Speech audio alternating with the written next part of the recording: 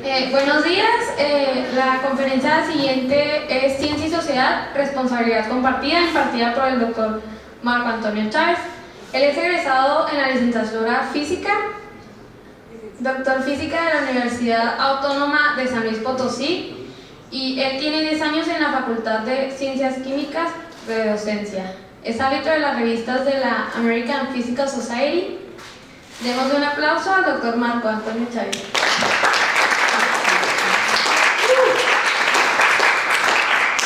¿Se oye ahí? Sí, ¿verdad? Ok. Miren, bueno, debo agradecer a esos simbolitos de abajo, ¿verdad? Que me pensaron. Y cuando me habló Viridiana para que diera la conferencia y que me dijo que era la semana Creando Conciencia, no supe de qué iba a hablar. Y me dijo, no, pero al cabo que es de con-ciencia, entonces habla de ciencia, de lo que tú quieras. Pero luego vi los títulos de las pláticas y como no quise desentonar, entonces dije, voy a hablar de la responsabilidad de la ciencia, porque no nada más la ciencia es responsable, pues también la sociedad. Y entonces se me ocurrió ese título, y lo que estoy haciendo ahorita en este momento es justificándome por qué voy a hablar de muchas cosas que no sé, y disculpándome por adelantado.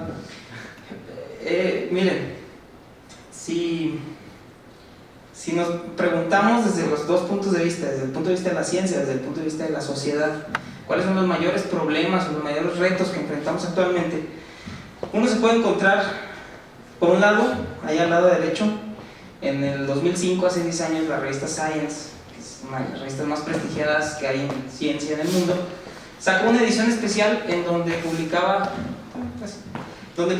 las 125 preguntas, o más bien las 125 cosas que todavía no sabemos. Cuando uno lee la introducción, o más bien la nota editorial, la nota del editor, y explica cómo fue este proceso, resulta que se juntó todo el comité editorial, juntaron algunos, también tuvieron algunos invitados, y entonces cada quien proponía aquellos temas de la ciencia que ofrecían preguntas abiertas y que no habían sido respondidas. Algunos eran temas muy recientes, otros eran temas ancestrales, como por ejemplo cómo funciona la regeneración de órganos en algunos anfibios, que es un problema que tiene más de 100 años y no se puede explicar. Pero hay otros muy muy recientes porque hablan de cosas que no conocíamos en el siglo pasado, por ejemplo, como el asunto de la materia oscura y la energía oscura y todo esto, ¿no?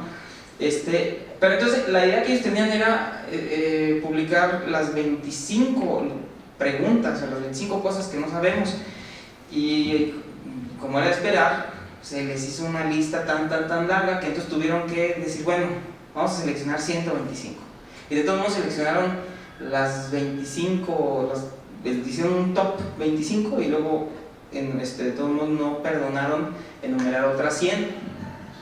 Así que ahorita las podemos revisar rápidamente. ¿A qué hora se quieren ir?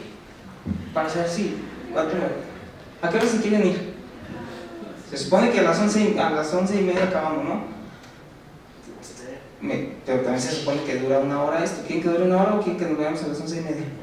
Una hora. Una hora, ok. Entonces sí le abro. No, espérenme.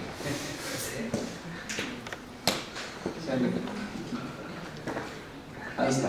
Esas son las preguntas. La que está en la primera página es, cada una de estas preguntas le dedica la revista una página, y de las otras le dedica, de las otras 100 que les menciono, le dedica una notita.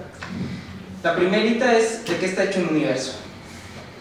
Y bueno, yo no sé si ahorita hiciéramos el ejercicio y si yo les hubiera preguntado cuál creen ustedes que es la pregunta más importante sin resolver en la ciencia, yo no sé si se les hubiera ocurrido esa, pero estoy seguro que aquella que se les hubiera ocurrido está dentro de no nada más esas 25, sino de las, no sé, 15 que caben ahí en esa página. No sé, denle una mirada rápida, cuál es el origen o la base biológica de la conciencia.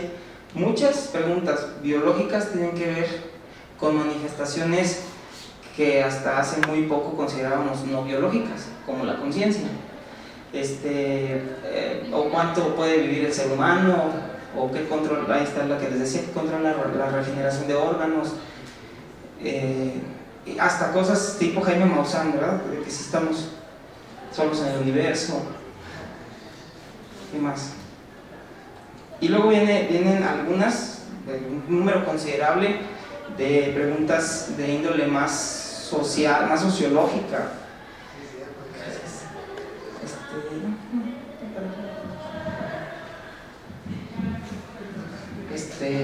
No sé, díganme si hay alguna que les interese, la platicamos. Obviamente tiene que aparecer la estrella de rock, ¿no? La cura del SIDA. Y luego esta última se me hace muy interesante, que si la hipótesis de Malthus seguirá siendo errónea. Ustedes saben que allá mediados, en la segunda mitad del siglo XIX, este señor Malthus hizo un modelo demográfico y él concluyó que la población mundial estaba creciendo de manera exponencial.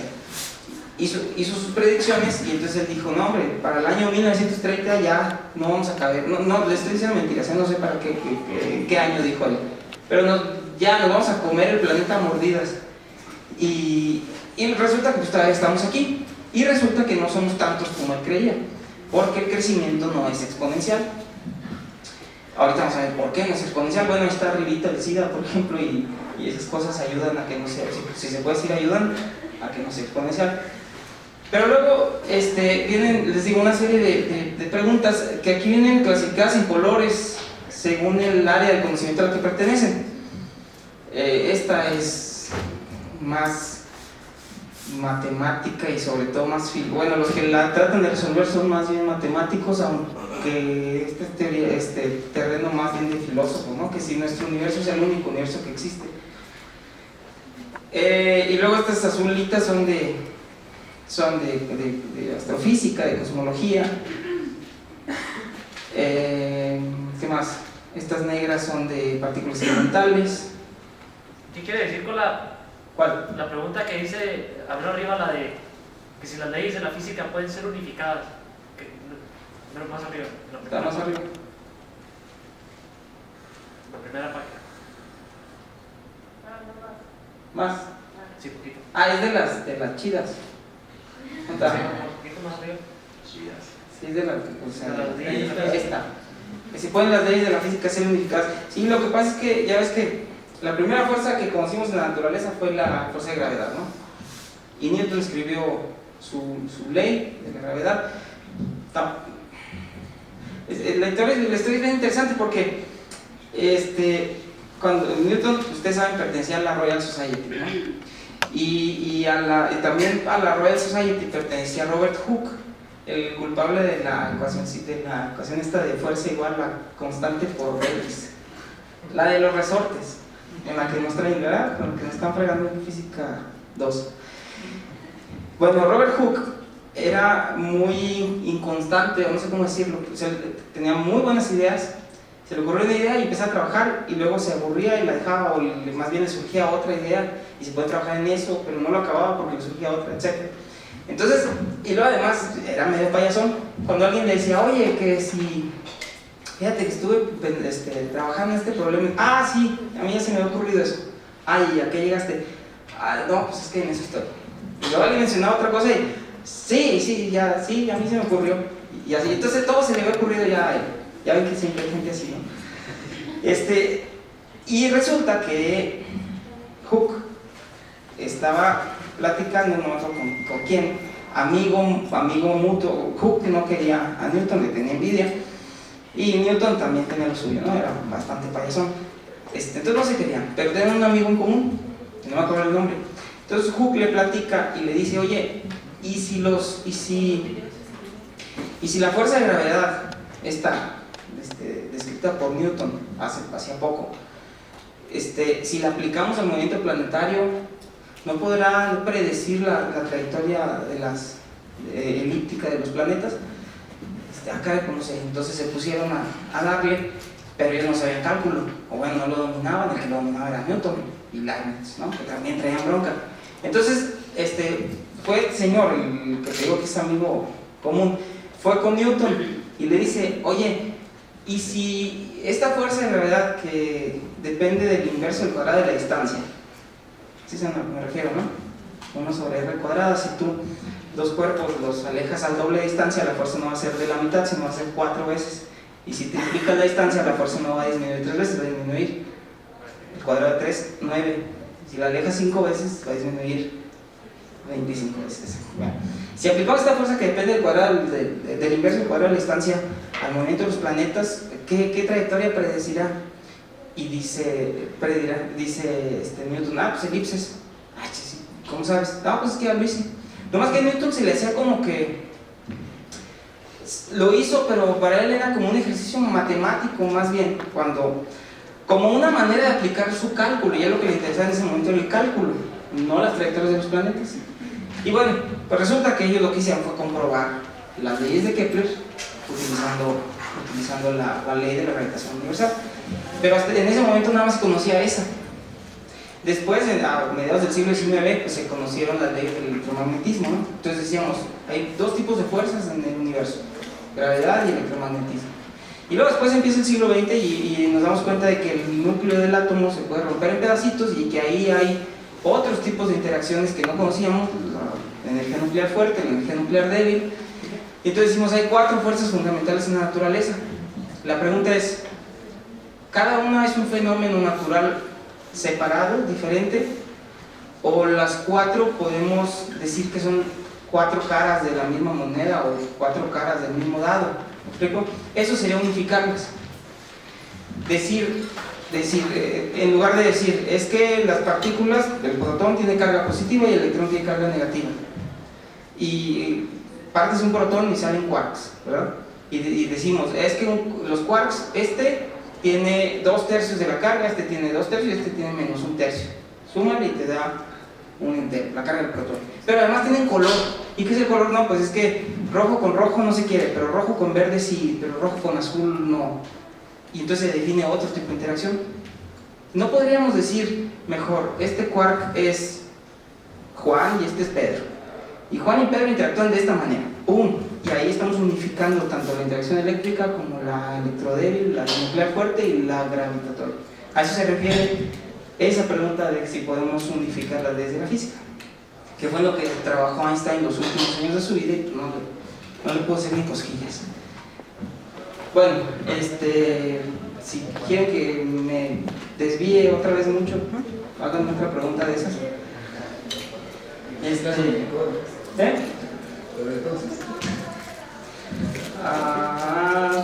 Las partículas elementales, estas rojas, ¿de qué son? Tienen que ver con luz, ¿se dan cuenta? De óptica. Las verdes tienen que ver con estado sólido, ¿verdad? Estas negras tienen que ver con la estructura de la materia, con la estructura interna de la materia. Y qué interesante es la primera pregunta, ¿cuál es la estructura del agua?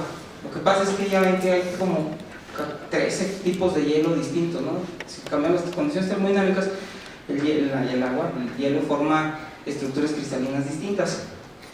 Ahí subrayé en amarillo una que a mí me interesa en lo particular, que es cuál es la naturaleza del estado vítreo.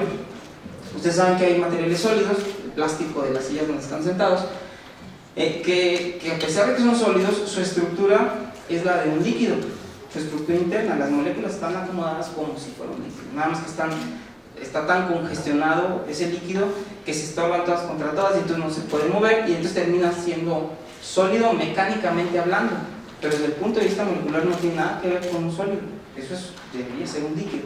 Bueno, pues no se entiende, no se han puesto de acuerdo si la transición vítrea es una transición termodinámica en el sentido estricto de la palabra, o si simplemente hay un espectro continuo de, podríamos decir, viscosidades, ¿no? Y podríamos pasar de materiales muy viscosos, como ese plástico en el que están sentados, que está fluyendo, nomás que a un ritmo tan lento que no nos vamos a dar cuenta nunca, o si realmente hay una barrera que separe el estado vítreo del estado líquido. Bueno, etcétera. Le seguimos. La eficiencia de las células fotovoltaicas aquí en azul, que si la difusión será la energía del futuro. Esta tiene que ver con generación de energía. Las rojas tienen que ver con ciencia planetaria, ¿no? Las verdes tienen que ver con biomoléculas, ¿no? ¿Sí, verdad? Las azules tienen que ver con biología celular. ¿Estoy bien? Biología molecular también, ¿verdad? O como siempre, la biología se abarca todo el espacio del mundo. ¿Vieron? Es el único colorcito que ocupa toda la pantalla. Por obvias razones. ¿Esto qué es? Más bien, ¿cómo se puede decir esto? ¿Coño genética o qué es? ¿Más genética o más que? Fisiología. Sí, ¿no? Y luego todo esto todas estas preguntas verdes están de moda, que si células madre, que si podemos curar el cáncer, que si no sé qué, y cómo funcionan las enfermedades causadas por priones. ¿Ya les digo? Sí. Bien, ¿verdad? Bueno, ahí están todas las preguntas que se supone dijeron estos señores que no sabemos. Doctor, una pregunta sí. de hasta arriba. ¿De qué es lo que determina la diversidad de especies? ¿Y qué? ¿Quieres que yo te la conteste? No sé. No, la pregunta. Sí, o sea, ¿qué determina la diversidad de especies? Sí, ahí estaba, ¿no? De hecho es de las primeritas, ¿verdad? Ajá. Sí, o sea, ¿cómo podemos establecer reglas evolutivas que nos ayuden a entender cómo evolucionan las especies y por qué hay cierta diversidad? Porque este asunto de que en las Islas Galápagos hay 2 tipos de iguanas y son completamente distintas de las otras, etc. No es más que la continuación de todas las teorías evolutivas, ¿no? Pero obviamente desde el conocimiento que tenemos hoy, porque muchas de esas preguntas no las hemos respondido. Si quieren responderlas, ahí está Toño, si sabe de su mutación. ¿Sí, Toño? ¿No sabemos? La mutación. ¿Cómo se llama? La mutación. La mutación. O sea, no conocemos ¿Qué determina que las especies ¿Cómo puedes predecir si ocurre una mutación o no? Básicamente eso. Pero ¿cómo se puede predecir? Sí, yo sé que es. No, que la pregunta se basa en eso, ¿no? En que no tenemos la capacidad para predecir las mutaciones. Y entonces terminamos describiéndolas como un proceso azaroso, estadístico. Y hasta ahí, ¿no? Y cada vez que metemos el azar es porque desconocemos las leyes que realmente describen el proceso, ¿no? Pues yo siempre pongo el ejemplo de un dado. Ni más, si yo realmente sé describir la mecánica de un dado, yo podría lanzarlo y hacer que siempre me cayera 6. Lo que pasa es que no sé describirlo y no sé lanzarlo, pero no es azar. Lo que pasa es que no sé. Y a muchísimas cosas le decimos azar y no es porque no sabemos. Bueno, ya está. Vienen al final unas preguntas matemáticas que nos han respondido. También si ustedes se meten a Wikipedia a buscar preguntas matemáticas abiertas actualmente, se van a topar. Ahí viene bien padre porque viene clasificado por áreas de las matemáticas. Y es más padre porque ustedes la leen y no se entiende ninguna se entiende. Hubo una que entendí nada más, que es si acaso existe un número infinito de números perfectos. Ese es el que vean números. ¿Saben los que son los números perfectos? Los números perfectos son aquellos que, si ustedes suman sus divisores, les da ese número. El primer número perfecto es el 6. El 6 se divide entre 1, entre 2 y entre 3.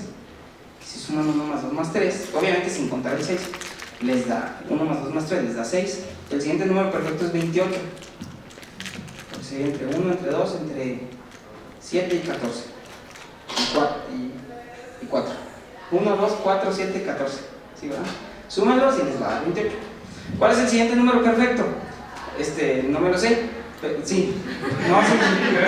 No me lo sé, pero me fijé ahí y hay una reglita. No sé quién escribió una reglita que dice: agarra un número primo, ya me le pegué.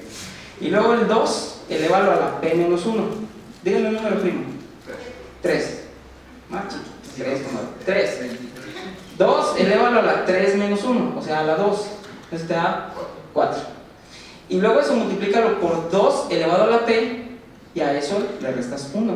2 a la p, 2 a la 3 es 8 menos 1, 7. 4 por 7, 28. Ahí está. El siguiente número perfecto lo obtendríamos si en vez de hacer esto con 3, lo hiciéramos con... ¿Cuál es el primo que sigue? Con 5. Entonces le ponemos 5 y les va a dar... ¿Cuánto les sacan la calculadora? 2 a la 5 menos 1 es 2 a la 4, eso es 16. ¿Sí? Y luego por 2 a la 5 y el resultado menos 1. 2 a la 5 es 32, menos 1 es 31. 16 por 31, 496. Me lo sabía. Bueno, y así. A eso se dedican los matemáticos. Algunos. Teoría de números se llama eso. Como todas las áreas de la ciencia, siempre se les acusa, a ellos y a todos en el mundo, se les acusa de que eso no sirve para nada, ¿verdad? Pero resulta que todos los algoritmos para codificar, y pregúntenle a los bancos, por ejemplo, si no les interesa el tema, se basan en los principios de la teoría de números y se basan en este asunto de que si están distribuidos uniformemente los números primos y toda esa cosa. Entonces, ¿de qué tiene implicación? Claro que la tiene en criptología y en informática, muchísimo. Y así hay muchos otros problemas, ¿no? Eso es lo que dicen los científicos. ¿Qué dice la sociedad? ¿Cuáles son los problemas que realmente le preocupan? Me metí a la página ¿cómo se llama? Del Foro Económico Mundial, sí. Y ahí definieron como 40 problemas, de los cuales los clasificaron por áreas y al final sacaron del top 10. Y esos son los problemas que dicen ellos, que son las, ¿cómo se dice? Pues las causas de riesgo que hay en el mundo. La crisis fiscal en las economías más importantes del mundo. Eso lo ponen como el primer problema. El segundo es las tremendas tasas de desempleo que hay en el mundo. El tercero es la crisis del agua. Es curioso que si no hay agua nos preocupa hasta en tercer lugar, ¿no? Primero nos importa que no hay impuestos. Perdón, sí, que no puedan recaudar impuestos, suficientes impuestos. Bueno, sí, porque luego ya no podemos hacer tuberías para hacer que llegue el agua. Pudiera ser. El cuarto lugar es la tremenda disparidad de ingresos que hay en el mundo. Pregúntenle a Carlos Slim cuánto gana. El quinto problema es que no tenemos la capacidad de adaptarnos ante el cambio climático y que tenemos mucho miedo a las eventuales catástrofes naturales que pueden originarse de ahí. En el sexto lugar están precisamente esos eventos, algunos predecibles, otros impredecibles. Algunos se los podemos achacar al cambio climático, no todos, y el asunto es que nos da miedo. El séptimo es que también no sabemos gobernarnos, y entonces todos nos peleamos contra todos. El octavo es que no hay suficiente comida, aparentemente, aunque vemos unos que como que agarramos más de lo que nos tocaba. El noveno punto es que los fallos que existen en los mecanismos financieros, en las estructuras financieras del mundo, y eso lo vivimos ahora con el asunto de Lehman Brothers, ¿no? ¿Cuándo fue? 2009, ¿no? Que el dólar subió hasta 14 y nos asustamos, y ahorita está a 15.50 y ya nos acostumbramos. Y el décimo punto es la inestabilidad, las profundas inestabilidades sociales y políticas que hay en el mundo, y entonces tenemos miedo de que Corea del Norte suelte una bomba nuclear, tenemos miedo de que vengan los talibanes y nos pongan una bomba abajo del excusado, todas esas cosas. Eso es lo que le preocupa a la ciencia, eso es lo que le preocupa a la sociedad. Díganme ustedes entonces si hay una correspondencia o no, porque pareciera, sí, algunas preguntas de la lista de 125, pero ojo, tuve que escribir la lista completa de 125 para poder ver algunas que tienen que ver con implicaciones sociales. Si hubiéramos hecho un top 10 de las preguntas de la ciencia, no para nada hubiéramos hablado de cuestiones que tienen que ver con lo que está acá del lado izquierdo, ¿no? Entonces, lo que quiero decir con esta diapositiva es que aparentemente hay una desconexión entre lo que le preocupa a la ciencia y lo que le preocupa a la sociedad, y entonces eso obviamente nos hace decir que la ciencia no sirve para nada, porque la ciencia no resuelve los problemas sociales. ¿Sí me explicó? Y esa ha sido la percepción que ha tenido la humanidad desde siempre. Pero por otro lado, siempre ha habido quien le apueste a la ciencia, por un lado quien quiere dedicarse a la ciencia, y por otro lado siempre ha habido quien la financie, ya sea ricachones de mucha lana o los gobiernos que creen que hay que apostarle a la ciencia y a la investigación. Entonces, como que hay una aparente contradicción, ¿no? Y lo que yo quisiera que ustedes respondieran es precisamente eso. ¿Por qué entonces deben estar relacionadas, o por qué creemos que la ciencia puede incidir en los problemas sociales? Porque creo que a mí no me preocupa morirme sin saber de qué está hecho el universo, y creo que ninguno de ustedes. Pero a mí sí me preocupa que dentro de 10 años no haya agua aquí en Chihuahua. Yo creo que estos de este lado son los que nos preocupan, aunque algunos, muchos o casi todos los que estamos aquí nos la pasemos estudiando cosas que tienen que ver con aquello de allá. Y entonces, ¿cuál es el papel que van a jugar ustedes como profesionales de la química?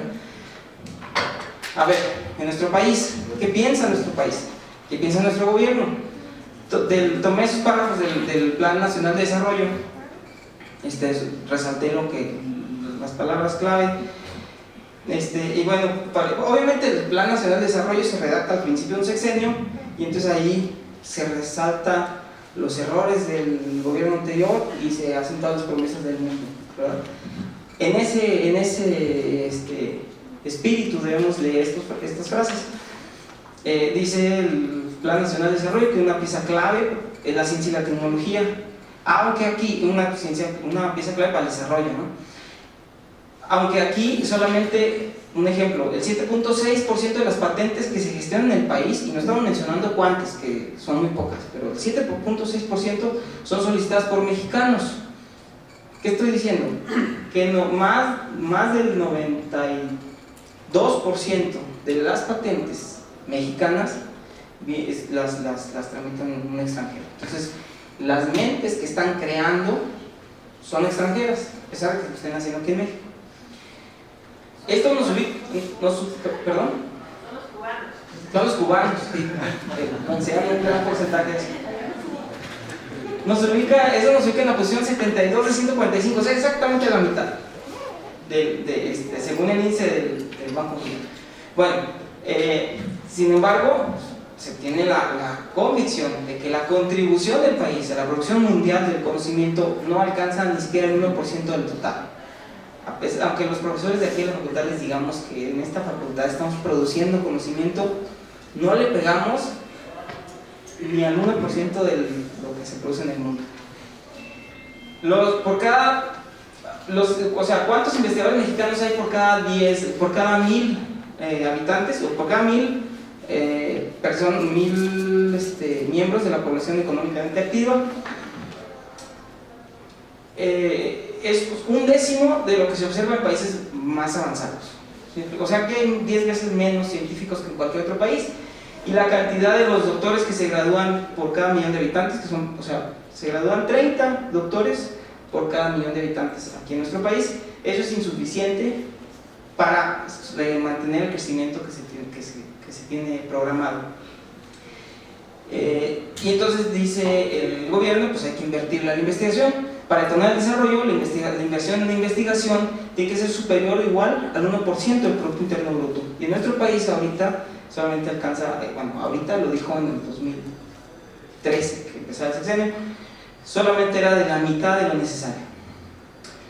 Lo cual es el nivel más bajo de todos los miembros de la OCDE, y además es menor al promedio latinoamericano. Considerando que los países que cuentan de Latinoamérica son Argentina, Brasil, Chile, Colombia y México, y ya, ¿no? Pero si está por debajo del nivel es porque estamos muy, muy mal. Y entonces, Siguen ustedes leyendo el Plan Nacional de Desarrollo y dice, pero le vamos a meter y verán cómo vamos para arriba, etc. Porque ahorita la situación no está bien, así dice. Por ejemplo, vean acá arriba a la izquierda.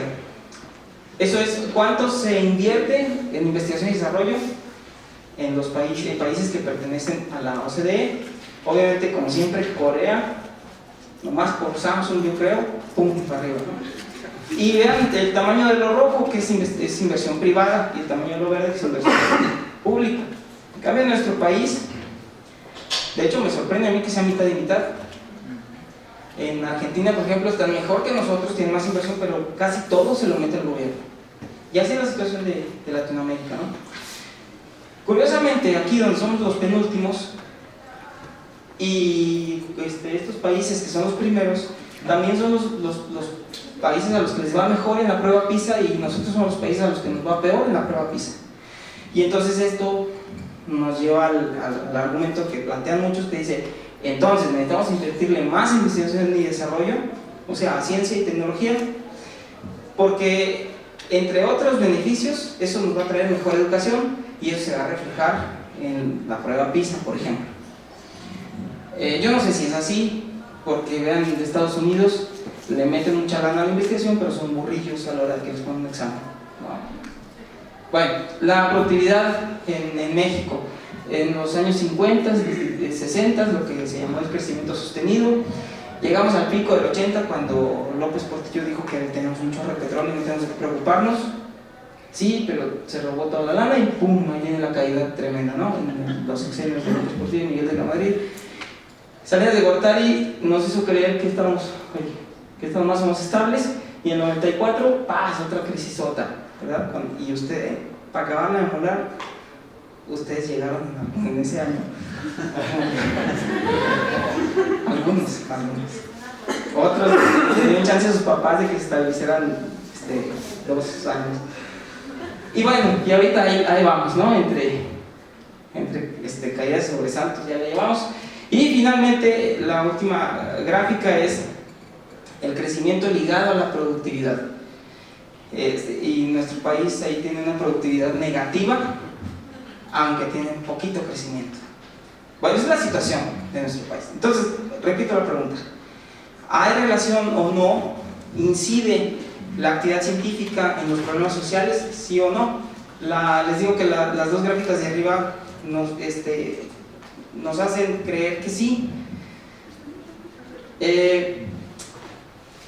Voy a comparar los 10 riesgos globales que mencionó el Foro Económico Mundial, y los voy a comparar con esta serie de libros del que editó el Colegio de México en el Bicentenario. Ven que en el Bicentenario se hizo todo, ¿verdad? Todo para celebrar el Bicentenario. Entre esa celebración, el Colegio de México editó 16 libros, que es una serie de 16 libros que se llama Los Grandes Problemas de México, como si fuera algo para celebrar. Pero bueno, claro, es un trabajo valioso. No sé si alcanzan a leer los títulos, se los digo rápido. Población, desarrollo urbano y regional, migraciones internacionales, medio ambiente, desigualdad social, movimientos sociales, educación, relaciones de género, crecimiento económico y equidad, microeconomía, economía rural, relaciones internacionales, políticas públicas, instituciones y procesos políticos, seguridad nacional y seguridad interior, culturas e identidades. Claro, no van a encontrar ahí de qué está hecho el universo o por qué se regeneran los tejidos. Obvio, no. Si los tejidos se regeneran o no, pues ni modo, se quedarán 2 o 3 personas más sin brazos. Pero, se va a decir muy rudo, sí. Pero obviamente es mucho más urgente hablar de la migración, por ejemplo, ¿no? Todos nosotros tenemos un pariente o amigo que anda sufriendo la decaína en el otro lado y porque está enojado. Bueno, otra vez les muestro la visión ya en particular de nuestro país. Ahora, fíjense, les quiero mostrar esto. Las 25, según la revista Forbes, las 25 empresas más grandes del mundo. Si ustedes buscan esta información, les va a pasar lo que a mí. Resulta que la clasificación se puede hacer de acuerdo a diversos criterios.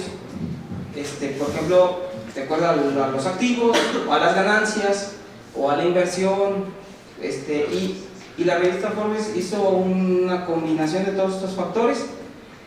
Y entonces, fíjense, las primeras dos son empresas chinas y son bancos. Y síganme, la tercera es gringa, pero es banco. La cuarta es la General Electric, que la conocemos. La quinta es una empresa petrolera. La quinta fue una empresa petrolera. Las tres primeras fueron bancos. Síganme, la sexta es banco, séptima petrolera. La 8 no dice bajo, pero obviamente es banco, en el título, y chino. La novena no es banco, pero es una compañía financiera, o sea, su negocio es el dinero, igual que las otras. Petróleo y gas, hasta ahorita nomás tenemos la General Electric, que no es o petróleo o dinero. Síganle, de la 9 era Petrochina, petróleo y gas. La 11, porque hubo un empate en el noveno lugar, banco chino, banco gringo, otra empresa petrolera, y luego le aparece la Volkswagen en lugar 14. Y síganle, ¿se dan cuenta? Entonces, eso nos da un indicativo de qué es lo que mueve el mundo. Y el mundo se mueve porque busca la energía, porque parece que somos una civilización adicta a la energía, en particular petróleo, y eso genera lana, y la lana, cosa muy curiosa que de verdad yo no entiendo, la lana genera más lana, ¿verdad? Y el principal negocio en este mundo es vender dinero. Qué raro, ¿no? Pero nos venden billetes de 100 pesos a 120 y funciona ese negocio. Y funciona también que vean la cantidad de dinero que se genera. Entonces, si el mundo está así, yo esperaría, bueno, a los banqueros no les interesa mucho la ciencia y la tecnología, pero les apuesto que a los petroleros sí, y a otras industrias por ahí, la General Electric y las empresas de tecnología. Ahí está Apple, ahí está AT&T. A Walmart le interesa todo.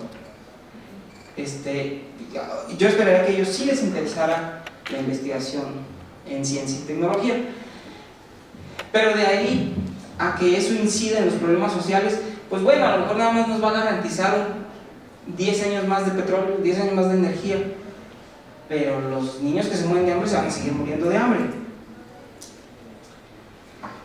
Ahí están no las empresas, sino las industrias que más dinero mueven en el mundo. Puse industrias legales e ilegales. La industria farmacéutica, la industria del alcohol, tráfico de personas, prostitución y pornografía, las drogas, las armas, la industria legal, que es de lo que se tienen de cifras, la piratería de marcas, otra vez, el negocio del dinero, el petróleo, el gas, el entretenimiento y las apuestas. Las apuestas aparecen entre los industrias más grandes del mundo. ¿Cuál creen que sea la que más dinero produce de todas esas? Voten, ¿cuál creen? Las drogas, sí. La que más dinero mueve, la industria que más dinero mueve. Las drogas, la segunda. ¿Cuál? Armas. Están peleando duramente en segundo lugar armas y la que puse yo en segundo lugar. No. Prostitución, pornografía y armas. ¿Cuál otra? Bueno, ahí les va. Le barajemos más o menos, se acomodan así. Ahí está. Primero las drogas, luego la prostitución y pornografía, en tercer lugar las armas, en cuarto lugar el petróleo y el gas. Hasta el cuarto lugar apareció una decente. Bueno, la de las armas es legal, sí, pero no me digan que es decente. El petróleo y el gas está en cuarto lugar, y luego el alcohol, ese es tan decente como nosotros, digamos. Luego la farmacéutica, que si la farmacéutica no define bien sus límites, entonces se brinca hasta el primer lugar, ¿verdad? Luego la piratería. Genera más dinero los tenis piratas Nike que los tenis Nike. Qué curioso. La industria del entretenimiento, pregúntenle a Mayweather, ahí entra los deportes. Las apuestas y el tráfico de personas están empatados en el último lugar de la lista. ¿De qué estoy hablando? Las drogas producen, o sea, el negocio de las drogas mueve en el mundo más o menos 300 mil millones de dólares al año. 300 mil millones de dólares. A ver, necesitamos hacernos una idea de eso, ¿no? Nosotros somos 100 millones de mexicanos. ¿Cuánto nos tocaría si repartiéramos 300 mil millones de dólares? Somos 100 millones. 3 mil dólares. Es como si cada mexicano se gastara al año 3 mil dólares, más de 50 mil pesos en drogas al año. Pues sí, ¿no? Dice alguien por allá atrás. No. La prostitución pornográfica anda un poquito abajo, son 200. No, no es cierto, son 250 mil millones de dólares de pura prostitución, y de pornografía son como otros 70 mil, o sea que juntos a lo mejor le andan pegando las drogas. Y así, síganle para abajo. Estos de abajo son como 30 mil millones de dólares lo que mueven. 30 mil millones de dólares gasta el mundo en traficar con personas, y ahí están incluidos el tráfico de órganos también. O sea, el tráfico de personas o pedazos de personas. Se oye feo, pero es muy triste. Ahí está incluido también todos los polleros que cobran por pasar una persona de un lado a otro de la frontera. Y la banca y servicios financieros, la verdad es que es muy difícil ubicarla porque pues, toda la lana de estas la mueve aquella, ¿no? Entonces, finalmente, si sacamos cuentas de cuánto dinero le llega, pues obviamente va a quedar en el primerísimo lugar. Nomás quiten la lana del Chapo, que él no la deposita ahí, o quién sabe. Pero obviamente a los servicios financieros mueven muchísimo dinero y generan mucho dinero. Lo que decía ahorita, no entiendo que el petróleo genera riqueza, porque es un recurso natural, lo sacamos, lo vendemos, se está generando riqueza. Las compañías farmacéuticas, porque se le da valor agregado, ¿no? Es una industria de la transformación finalmente a nivel molecular. Pero la banca, y me sigo preguntando cómo es posible que el dinero genere más dinero, ¿de dónde sale más dinero? Sí, gracias. Ahí están unos datos que creo que son interesantes, vamos a leer poquillo. Hay casi 1.000 millones de personas, o sea, 8 Méxicos en el mundo que no tienen suficientes alimentos para llevar una vida saludable y activa. O sea, una de cada 9 personas en este mundo. Es como si de los que estamos aquí hubiera unos 5 con hambre ahorita. La nutrición es causa de casi la mitad de las muertes en niños menores de 5 años. O sea, estoy hablando de 3 millones de niños cada año se mueren por desnutrición. Y una de cada 6 niños en el mundo, no en el mundo, sino en los países de desarrollo, presentan peso inferior al normal o retraso en el crecimiento. Si las mujeres, esto es importantísimo, fíjense, si las mujeres agricultoras tuvieran el mismo acceso que los hombres a los recursos, o sea, si les pagaran igual, el número de personas con hambre del mundo podría reducirse hasta en 150 millones. De aquellos 805, quiten el 150 si hubiera una real, ¿cómo se dice? Igualdad entre los géneros. 66 millones de niños en edad escolar primaria asisten a clases con hambre en los países de desarrollo. Simplemente en África, de esos 66 son 23 de África. La mitad de la riqueza mundial está en manos del 1% de la población. La mitad de la riqueza se reparte entre el 1% de la población y la otra mitad se reparte entre todos los que andamos por ahí. 7 de cada 10 personas en todo el mundo viven en países en donde la desigualdad, sobre todo de ingresos, se ha incrementado. Los que ganan mucho ganan más y los que ganan poco ganan menos. Y Carlos Slim podría pagar los salarios anuales de 440,000 mexicanos con sus ingresos. Yo no sé si tiene 440,000 empleados, pero lo que sí sé es que les meten una friega. Para los de Telcel llegas a las 6 de la tarde y tienen una cara que no pueden con ellos porque los exprime hasta que pueden, ¿no? Bueno, adiós Carlos, dijo Isi. Ahí está la lista de los más ricos del mundo. más rico es Bill Gates.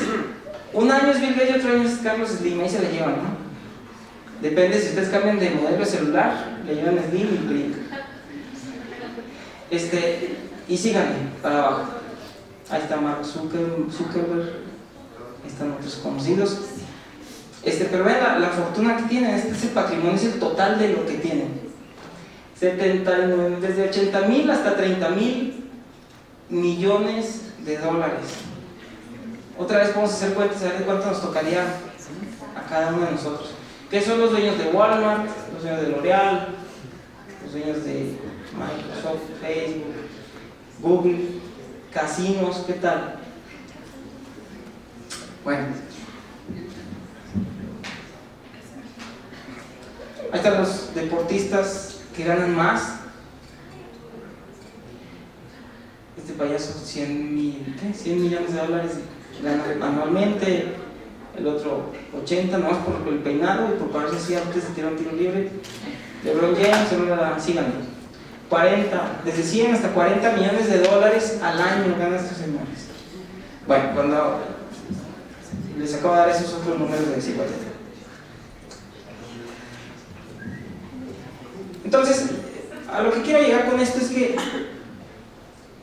no está claro, a primera vista no está clara la relación que hay entre ciencia y tecnología y los problemas sociales. Si queremos dar un argumento simple, que el entender mejor la naturaleza nos va a hacer comer mejor, así, de manera inmediata, no es así. Pero sí sabemos bien que el conocimiento científico nos lleva a mejores condiciones de vida tarde o temprano. Y eso lo hemos visto a lo largo de la humanidad. Ahorita tenemos suficiente historia como para voltear hacia atrás y darnos cuenta de que la experiencia así lo ha demostrado. Sin embargo, hay problemas urgentes que yo creo, y esta es mi percepción personal, que yo creo que de cualquier forma no se han atacado con la urgencia que lo amerita. Y además nos damos cuenta de que la mayoría de los problemas están generados no por falta de conocimiento, porque no me digan que la desigualdad o la hambruna o las epidemias es porque no sepamos curar esas enfermedades, o porque no sepamos purificar agua, o porque no sepamos cultivar alimentos. No es verdad, eso lo sabemos. Lo que pasa es que no lo hacemos allá, lo hacemos aquí. Estoy hablando como humanidad.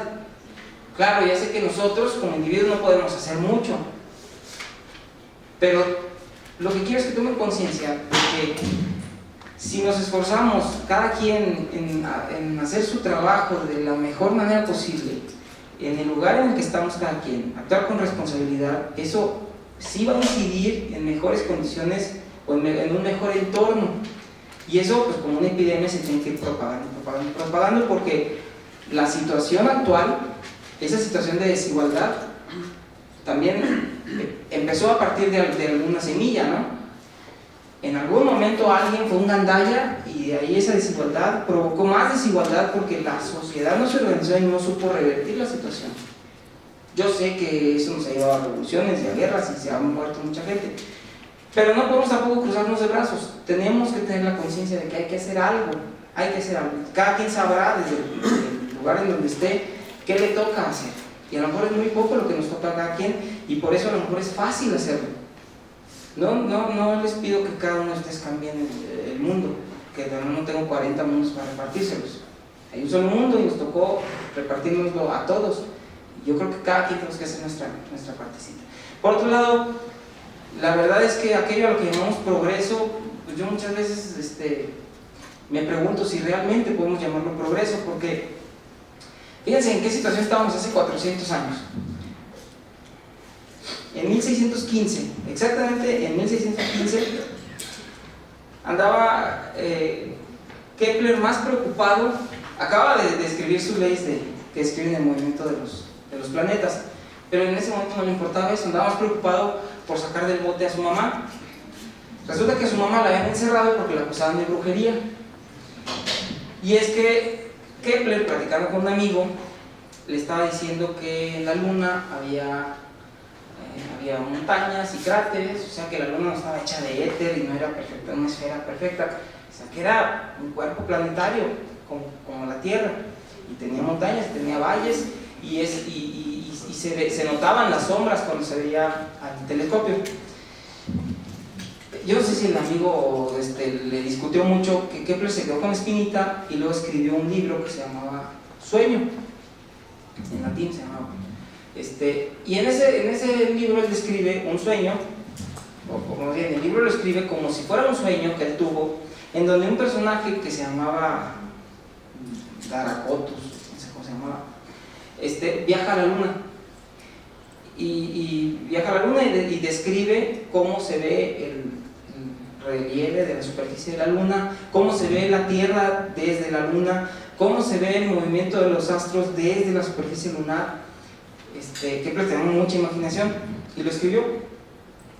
Resulta que como no había nacido Julio Verne todavía, pues entonces no se le ocurrió cómo justificar que este señor, el personaje, viajara a la luna, y entonces él decía que él era impulsado por demonios, y que esos demonios eran invocados por la mamá de este personaje, que era bruja.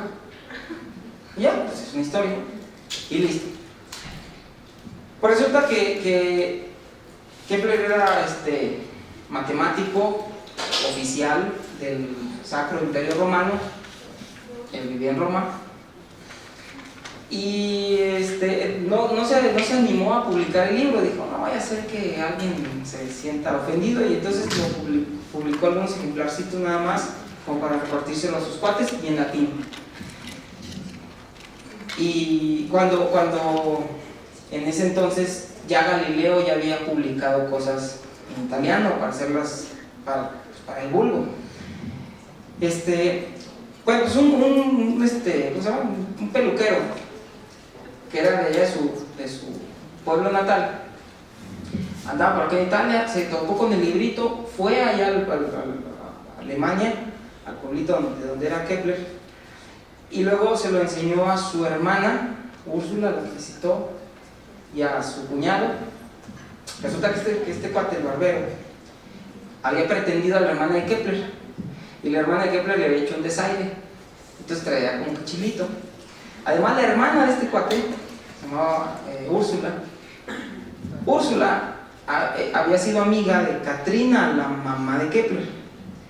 Katrina era hierbera, hacía preparacioncitas. Oiga, que me duele la panza, Katrina.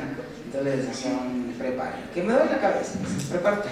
Entonces una vez Úrsula se embarazó por obra y gracia del Espíritu Santo, nadie supo de quién, y entonces fue con su amiga y le dijo, oiga, hágame un tecito pues para hacerme el problema.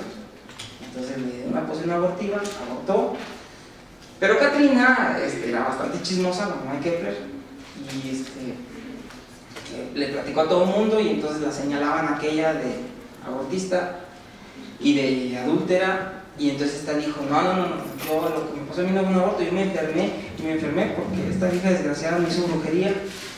Y entonces ahí surgió la enemistad. Llega este cuate, el hermano, le enseña el libro y le dice, mira, lo escribió Kepler. Y luego el personaje principal con el cual se identifica, resulta que es hijo de una bruja, se está proyectando este cuate. Y entonces les dije, esa vieja es una bruja. Y entonces la ignorancia sumada con la mala leche hizo que apresaran además Katrina, la mamá de Kepler, tenía una tía que había sido quemada por bruja. Entonces imagínense con esos antecedentes familiares, la acusaron de bruja y la encerraron. No la quemaron porque Kepler, al fin de cuentas, era funcionario público, es lo que era matemático oficial del imperio. Movió sus influencias y después como de 7 años la pudo sacar. A la señora le fue tan mal presa que 6 meses después de que salió de la prisión se murió. Y ya, pero entonces Kepler ya no quería saber nada ni de los planetas, ni de los brujos, ni de nadie. Pero en ese momento nos creíamos, qué curioso, porque siempre dicen que la teoría heliocéntrica vino a hacernos poner los pies en la tierra, la expresión, porque entonces ya dejamos de ser tan egocéntricos, creemos en el centro del universo, porque ya no es la Tierra el centro del universo, la Tierra se mueve como todos los demás planetas y demás, y que eso vino a darle un golpe de humildad a la ciencia. Yo no creo, yo más bien creo que eso nos hizo sentirnos más poderosos porque tuvimos la capacidad de ver más allá según nosotros y de ahora sí entender el cosmos, y entonces ya conocemos cómo es el universo. Así se sentían en 1615. 400 años después, no más porque decimos, ¿qué creen? Ya no nada más está hecha lo que hay en el universo no es nada más protones, neutrones y electrones. Hay muchas cosas más que no sabemos cómo se llama, y entonces pónganle materia oscura. Y hay más cosas que no sabemos cómo se llama, pero que no son materia oscura, entonces llámenle energía oscura. Y ahora sabemos, entre comillas, que solamente el 4% del universo está hecho de lo que conocemos como materia. El 21%, ¿cuánto está acá? Bueno, el 20% está hecho de materia oscura y el resto, el 75%, está hecho de una cosa que llamamos energía oscura. Yo no sé si eso nos hace sentir humildes porque estamos hechos de una materia que es el 4% del universo, como estos se deberían sentir humildes, o si eso nos hace sentir más soberbios como estos. Pero el asunto es que acá y acá estamos en las mismas, ¿no es cierto? Finalmente nos seguimos preguntando sobre el cosmos. Antes era preguntarnos cómo se movían las canicotas estas que son planetas, y ahora nos preguntamos cuántos tipos de caniquitas hay. Es la misma pregunta. Socialmente, ¿cómo estábamos hace 400 años? Pues todavía pensábamos que había seres humanos que no eran seres humanos, o más bien, en ese tiempo había seres humanos que pensábamos que no eran seres humanos, que eran animales, y los tratamos como tal. 400 años después, todavía hay seres humanos que creemos que no son seres humanos y nos sentimos con derechos para decidir sobre su vida igual que como lo hacíamos hace 400 años. Entonces, repito mi postura. Yo no sé cuánto hemos progresado realmente. Claro, en cuanto a técnica hemos progresado mucho. En cuanto a bienestar, nosotros que estamos aquí y que comimos ahorita en la mañana, podemos decir que sí hemos progresado, pero hay 800 millones, 1000 millones de personas en el mundo que no opinan lo mismo.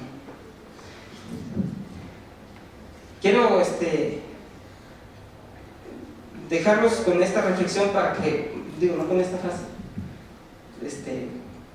sino con toda esta reflexión que hemos hecho, pues para que tomen conciencia del papel que tiene cada uno de ustedes en la sociedad, el papel que van a tener dentro de poquitos años, y si ustedes deciden irse por alguna de las industrias esas que generan mucha lana, sí, pero que causan más desigualdad o que causan más perjuicio social, pues va a ser elección de cada quien. Yo los invito realmente a que tomen conciencia en esta semana de la conciencia del papel que nos toca desempeñar en esta sociedad. Muchas gracias.